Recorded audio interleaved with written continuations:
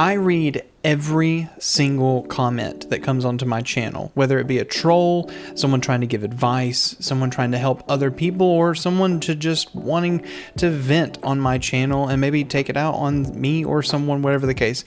Regardless, I read every comment and I try to either like it, heart it, or even comment to be able to make sure you know that I appreciate what you're commenting about, even if it's a troll, let's be honest. I've pulled out 3 specific comments that I want to look at in today's video that I either chuckled at because I saw them this week, or actually want to challenge you as a creator, because these are people that are part of my community, people that have watched my stuff, and this is their story. And I want you to be able to see, do you resonate with this? And what kind of information you can glean from this. Do you know what else I'm going to give you? The absolute best deal on OnPro. OnPro is a fantastic extension that you can install onto OBS, giving you access to hundreds, and I mean hundreds of overlays at the click of a button to install.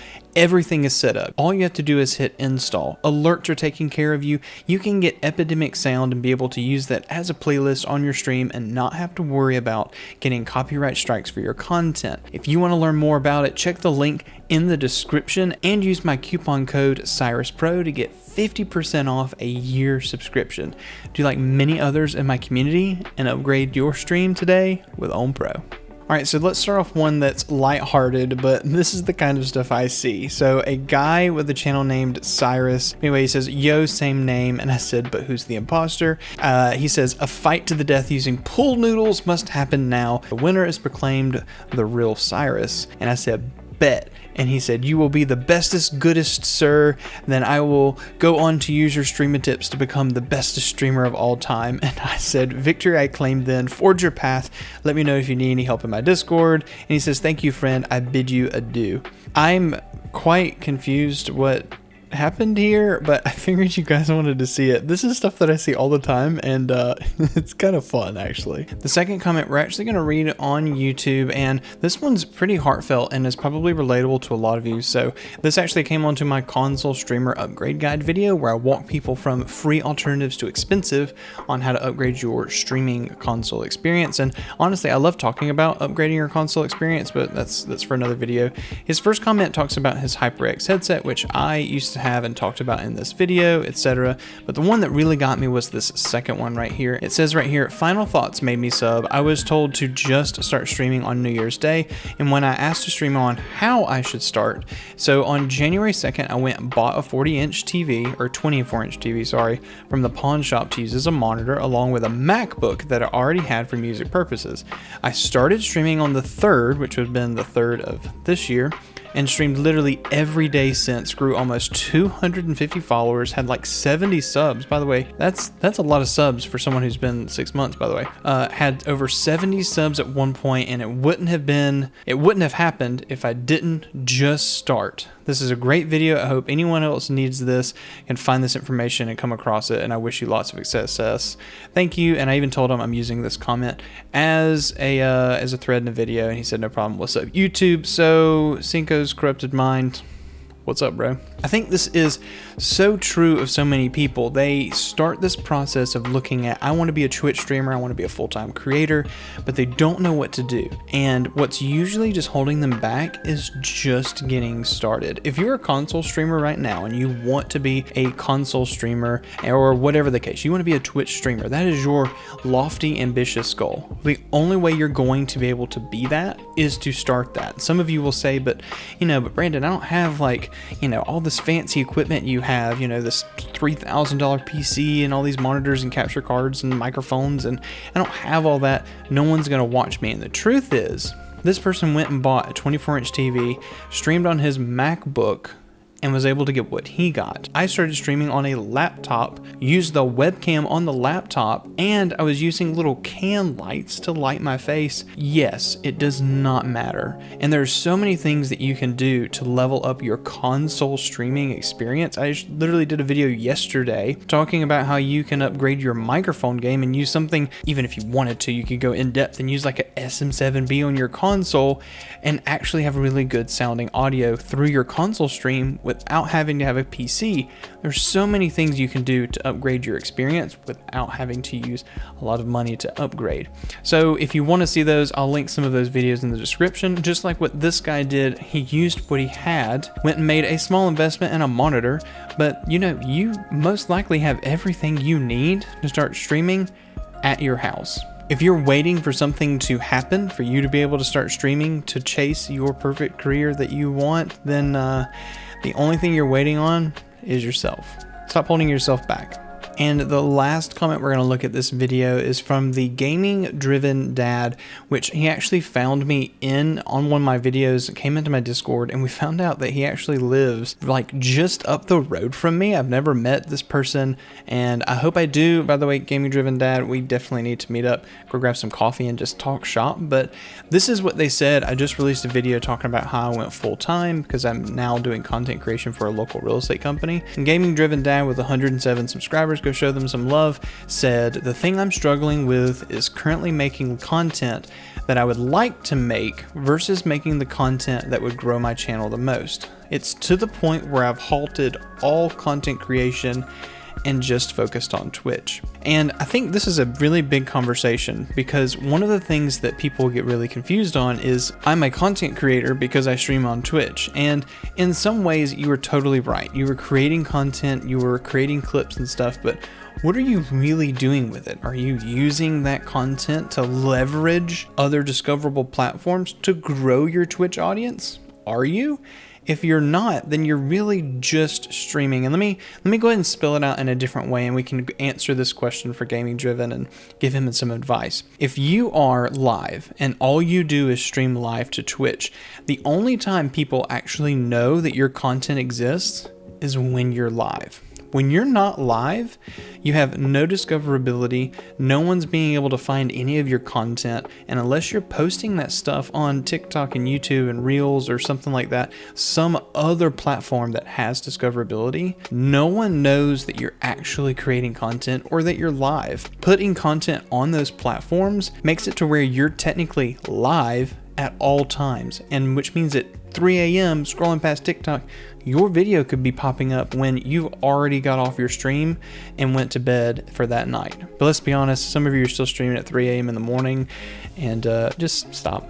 If you would take, this is my rule, this is how I think you should go about it. If you would take the time that you're streaming, let's say you stream 10 hours a week. Okay, take that 10 hours and cut that time in half and use 5 hours to stream, okay? And like cut your streams shorter or just stream on less days. That's more what I would recommend. Don't maybe cut your stream shorter, but just stream on less days and use those other days that you would have been streaming. Don't game with your buddies and take that content and then just edit it and turn it into something. So let me show you something that a lot of people are struggling with is video editing and they don't want to learn the program.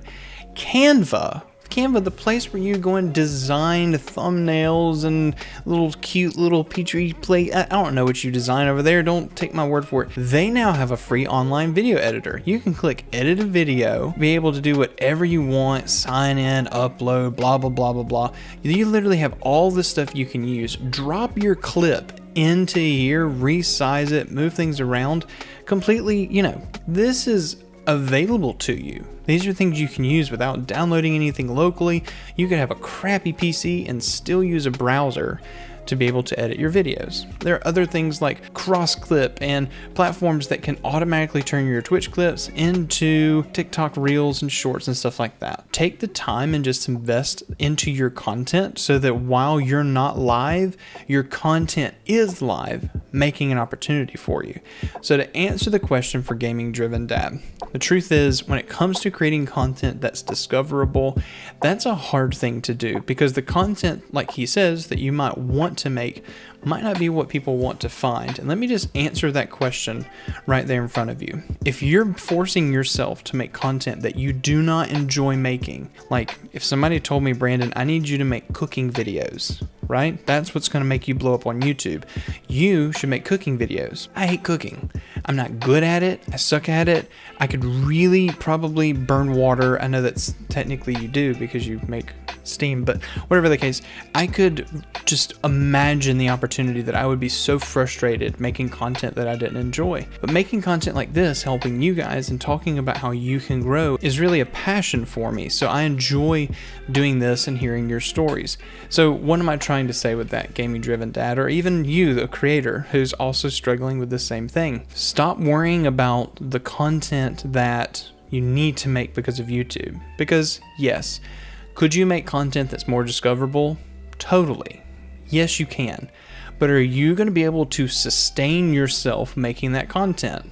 The answer is probably no. I mean, that's just what it is. If you're a person who's creating content that is meant to be reactionary and to the news and has to be ready when it happens, if you're a person with a full-time job trying to do that, that's almost impossible.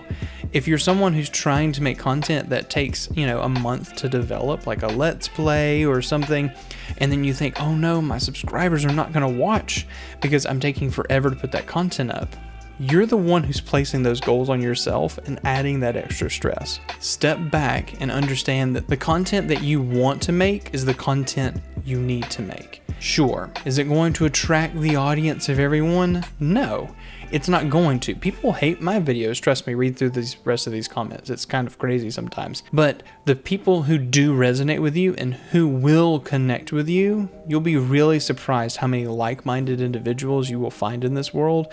And you will most likely find them on YouTube, the second largest search engine in the world, owned by Google. The first largest search engine in the world. Trust me, if you give it time and you learn how YouTube works, you can even take the content you enjoy making and turn it into something that is discoverable. Using tags and SEO and the way you learn things over time with YouTube, you can take that stuff you enjoy and turn it into something that can be discoverable. But step one, you just need to make content, make all of those mistakes, fail at editing, make the horrible stuff, figure out how to work these programs, and then as you get better, those things will improve and you'll want to learn and you will grow. And who knows, maybe you pivot your channel, maybe you figure out that that's not what you want to make content on. But until you take the time to make the content you do enjoy and figure out if it is sustainable, you'll never know. If you don't feel like making the content, you're going to stay just on Twitch and not make any other content, that's great. But if you do want to treat this like a business, take the opportunity and say, I need to prioritize that content over my streaming. And if you clam up and you have no ideas, then that's probably not the area that you need to be making content. Figure out a different place to make content, as in a different niche, a different opportunity, and focus on that. Now, I literally took all of that time to explain a lot of things, and it was 3 comments that led down to this talk that we had today. When it comes to content creation, what you need to focus on is content creation, not trying to please the algorithm, trying to please the viewer, whatever the case. Create the content that you would want to watch and that you enjoy making, and people will eventually find that.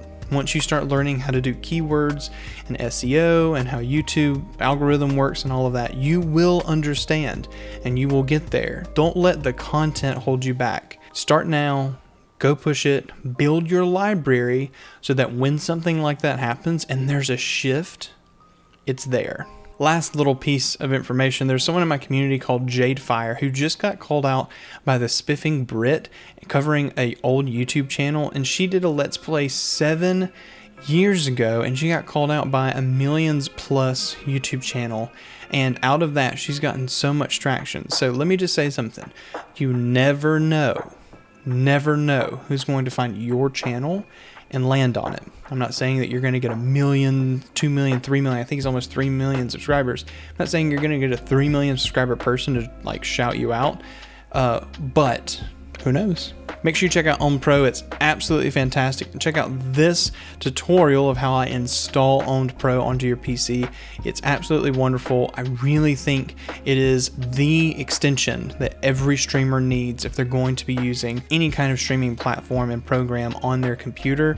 Streamlabs, doesn't run great. OBS runs smooth.